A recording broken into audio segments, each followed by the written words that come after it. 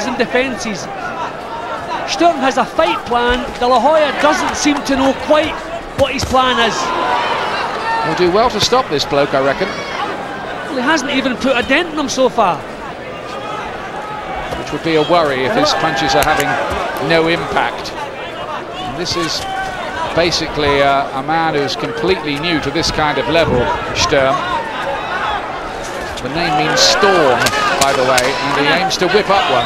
Well, he's certainly done that already, and I don't see the 12 rounds being a problem because he's not been forced to work. He's working at his own pace. He's quite happy with the pace. He's solid, he's tight, and he's boxing well. But that is the best round Oscar De La Hoya has come up with, and it's about time. He just walk over here and get right on top of Sturm. It's not happened. And I wonder, does he have a plan B? Because I don't know what plan A was. I didn't spot it. I haven't seen any plan or method in what De La Hoya is doing so far. Fourth round this time.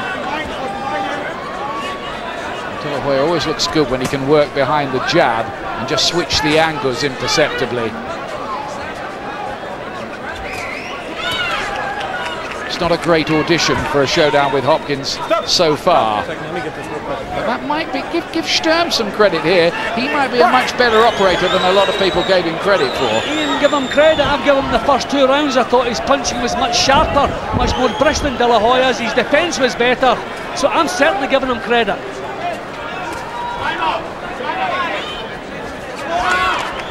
But you weren't beforehand, were you? You thought it was a walkover for De La Hoya. I did not give him a chance. I thought he would have frozen at the occasion. I thought he was good enough to give De La Hoya problems. It's beginning to look as though he's good enough to do much more than that. Good shots again from Sturm. De La Hoya again making the ribs his particular target, trying to bring down that high-held guard of the German. See, the one taking punches bang on target and having the head rock is De La Hoya. Any punches he's landing, Sturm is partly blocking them. He's got his hands right, he's got his chin right, he's got everything right. He's on his front foot now. More and more problems for De La Hoya. Good body shot again there from De La Hoya. When will these start to have an effect, you wonder, on Sturm? Again, good work from him, and again, where was the defence from Oscar De La Hoya? If you get in the gymnasium, Ian, as I say, preparing for an easy night, it's going to be a nightmare, and this is shaping up like it could be a nightmare for De La Hoya. You think he's taking it easy in the training for this, do you?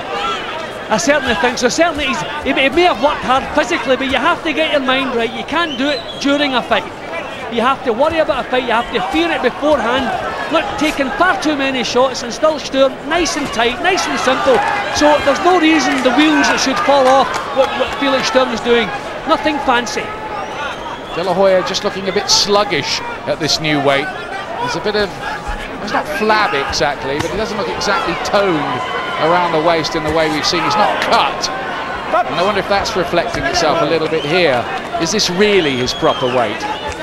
Or is it just another new way of motivating himself to go for another title? That's a question, isn't it? Well, certainly, because I don't know what's on his mind, but there again, the guy having his head knocked back with the shots is De La Hoya. That's for me, good. the best that punches in this round again. That's a good one. The left hook had an effect on the body. But for the first time he moved in with one there. De La Hoya, and he's pumped up by that. He knows he got to Sturm a bit. Sturm waves at the crowd, but not quite in such a cocky way. He's the one landing, he's the one knocking the other fellow's head back. His head has never been knocked back until the very last burst of the round. De La Hoya with massive problems here. He's no defence, he has no plan. He's maybe more mature, more experienced behind him, but everything he's got, he's going to need it tonight. He's just looked a bit tonight as if he thought, well, I'm at a different level from this guy and I can come out and basically do what I want and it'll work. But it never works like that, or it often doesn't work like that. As we come out now to round 5, white trunks of De La Hoya, whose body protector is riding pretty high as well. Sturm, man with an economics degree, he's bright and intelligent out of the ring as well. Well, economics does not surprise me because he's not wasting too much here. So accurate with his shots. De La Hoya looking to pepper him with the jab, but he'll go downstairs again. He has to, because there's no way through to the head of Sturm most of the time. You're hitting his gloves and arms. Now, can De La Hoya step it up here and show who's the boss, who's the man who's been around the top of boxing for 10 years? Ian, his best shots are not landing cleanly in target. They've been partially blocked. But the opposite is happening with punches coming his way. Why doesn't he get his hands up in front of his face?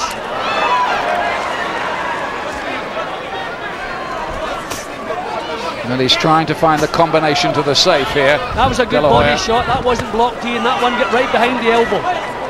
He's getting some of them underneath there, isn't he? Digging them in. That's a good little uppercut from Sturm. He likes that shot. He can switch hit a bit as well, this German. He hasn't done it a lot tonight. He's stuck to what he knows, and what he knows is quite a bit. Maybe more than De La Hoya thought. Well, De La Hoya must find an answer to the jab. Everything comes from the jab with Sturm. Everything works off the jab. De La Hoya has to take that away from him. Sturm has made this pretty competitive, this fight up to this point. Whether he can continue to do it is another question. We're beginning to see facial damage on De La Hoya now. Little nick on his nose.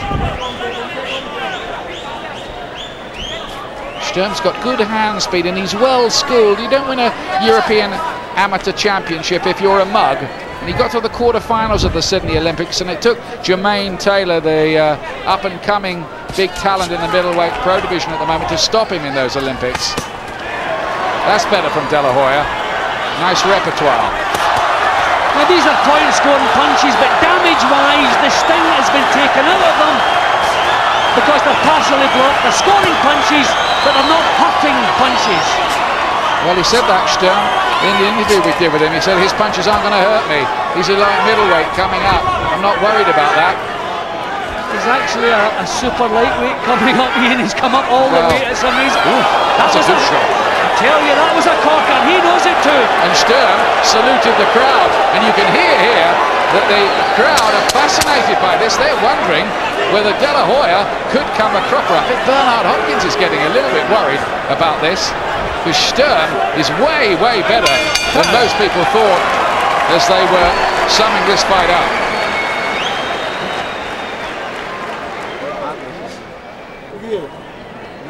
De La Hoya, as you can see here, massive problems. That was the left hook. He knew that was a beauty. Waved to the crowd. There he goes. That was a beauty. He's managing to make the rounds pretty close, Sturm, and he's certainly put a couple of them in the bank, I'd say, so far. We've had 5. That'll be a heck of a lot in this. Here's round 6.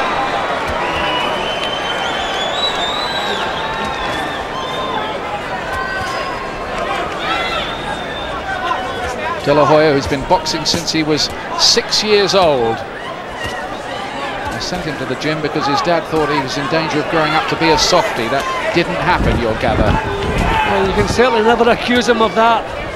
He's got to be leading off here. He has to get this fellow on his back foot, take the jab away from him. Don't let him march forward. Break, go, come on. Watch that shoulder. Fresh, with lots of ambition and not much to lose. Good payday, and even if he loses here, he can go back to Germany and earn well and maybe regain this WBO title, but he might do a bit more than that. His jab's very good and it's very accurate, and De La Hoya, not much head movement from him. His head's getting rocked back by a lot of them. I think part of De La Hoya's problem is he doesn't think he should be backing off from this fellow. He's not paying him enough respect. Yeah. If Shane Mosley was throwing these punches, he would back off, make him miss, and start thinking what he's doing. But I think he feels this fella's a novice compared to me. I should not be backing off, and because of that, he's getting hit so often. No defence. Yeah, he's trying to be the puncher in the fight when really he is a boxer mostly, isn't he, De La Hoya? Yeah, when you're being hit with punches, you have to do something about it. He's not doing anything about it. So how does De La Hoya change this, Jim? I think he should back off, make the fellow miss, and punish him with counters, as he's just done as I'm speaking. Let this fellow come forward, but don't stand your ground with no defence. Draw leads from him and counter him. Start using experience and skill. But I think pride is making him stand his ground and it's not the right thing to do at this point in the fight.